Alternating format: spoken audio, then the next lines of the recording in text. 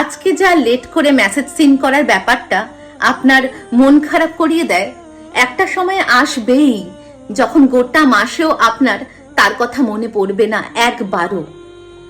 যে ফ্রেন্ডের চেঞ্জ হয়ে যাওয়াটা মেনে নিতে না পেরে কান্না চলে আসে, একটা সময় সেই ফ্রেন্ডের জন্যই আর কোনো ফিলিংসই কাজ করবে না। কেউ ঠকালে নিজের কাছে খারাপ লাগে এখন, একটা সময় কেউ ঠকালে আর কোনো ফিলিংসই কাজ করবে না আপনার।